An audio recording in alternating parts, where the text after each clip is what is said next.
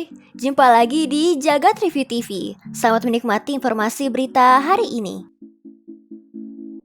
Ada laporan kalau Elon Musk lagi pertimbangin buat bikin platform Twitter atau X enggak lagi gratis dengan kasih tier langganan dengan biaya lebih rendah di masa mendatang. Pernyataan yang dikutip sama TechCrunch dari hasil perbincangannya sama Perdana Menteri Israel Benjamin Netanyahu. Pihaknya menyebut kalau perusahaannya bakal kasih pembayaran bulanan yang kecil buat para pengguna platform X. Hal ini dilakukan dalam rangka memerangi masalah bot di dalam platform tersebut. Elon Musk sendiri sayangnya nggak nyebutin berapa biaya langganan murah yang dimaksud dan kapan rencana ini bakal direalisasikan. Gimana kalau X nantinya jadi aplikasi berbayar? Kalian tetap pakai atau pindah ke alternatif lain? Xiaomi resmi meluncurkan Redmi Note 13 series nih. Lini ini terdiri dari Redmi Note 13 standar, Pro dan Pro Plus. Redmi Note 13 standar terlihat punya bezel yang lebih tipis dari generasi sebelumnya Redmi Note 12. Jadi lebih cakep sih harusnya. Spesifikasinya mengusung layar 6,67 inci OLED dengan resolusi Full HD+, refresh rate 120Hz. Dapur pacu pakai MediaTek Dimensity 6080, fabrikasi 6 nanometer. Ini dipadukan RAM LPDDR4X hingga 128GB dan storage UFS 2.2 sampai 256GB. Kamera utamanya 100MP plus sensor depth 2MP, sementara kamera selfie 16MP. Redmi Note 13 ditopang sama baterai 5000 mAh dengan fast charging 33W. Harganya dibanderol mulai kisaran 2,5 jutaan rupiah di Tiongkok.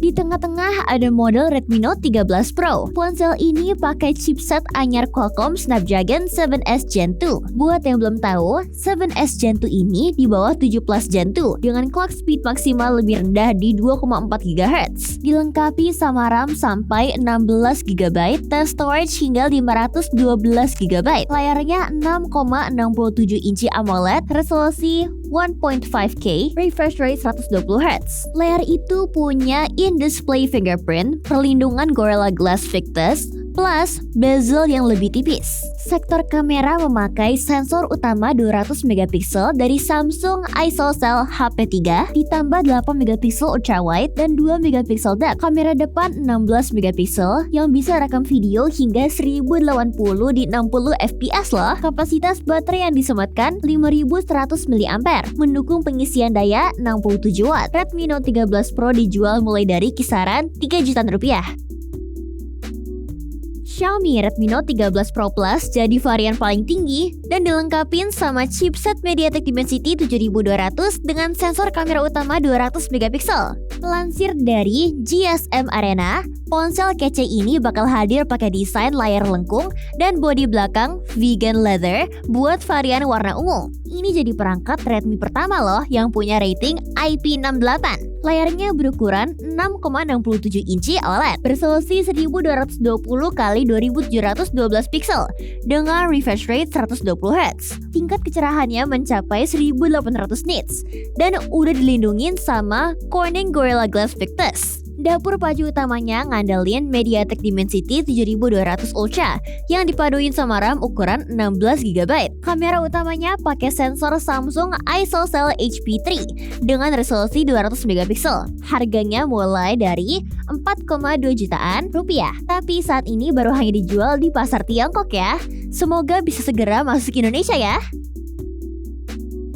Tahu nggak, Xiaomi punya sub-brand yang namanya Mijia dan terkenal sering ngeluncurin barang-barang yang cukup unik. Nah, yang satu ini nggak kalah unik namanya Mijia Smart Sterilizing Foot Bath. Kayak namanya, alat ini bisa bantu kamu pas mau cuci kaki. Ya, beneran, alat cuci kaki. Menggunakan teknologi sterilisasi pipa UV yang bakal ngasilin sinar ultraviolet 254 nanometer. Hal ini secara efektif bakal bunuh jamur, bakteri, dan kuman dalam air yang bikin kaki jadi bersih setiap saat. Nggak cuma bikin kaki kamu jadi bersih, tapi juga berfungsi buat pijat. Alat ini punya teknologi buat misahin air sama listrik, jadi pemanasan air jadi lebih aman. Harganya sekitar 900 ribuan rupiah, tapi sayangnya saat ini penjualan cuma eksklusif di pasar Cina saja.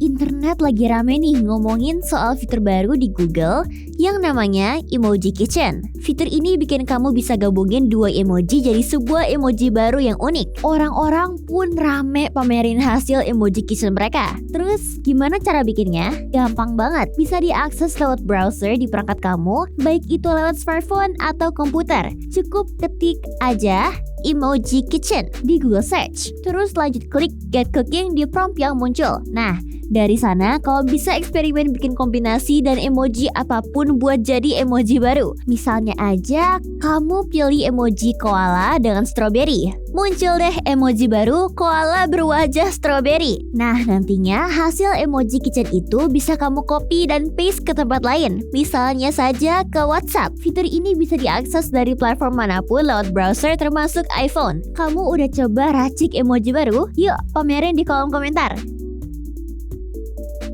Chatbot Bard punya Google bakal makin canggih nih. Dengan update terbarunya ini, chatbot ini sekarang udah terintegrasi dan bisa menarik informasi dari layanan Google lainnya kayak Docs, Gmail, sama YouTube. Kemampuan anyar ini disebut Google sebagai Bard Extension. Bard Extensions bikin chatbot punya Google bisa ngelakuin tugas yang berhubungan sama tools dan aplikasi dalam ekosistem Google. Misalnya aja, kamu mau hangout ke tempat tertentu.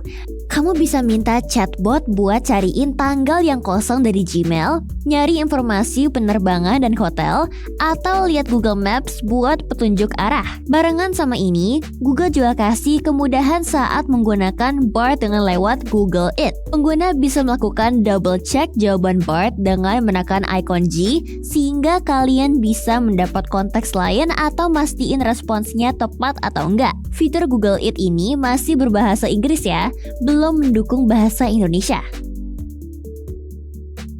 Jadi, gimana menurut kamu berita hari ini? Ingin selalu up to date dengan informasi teknologi terkini?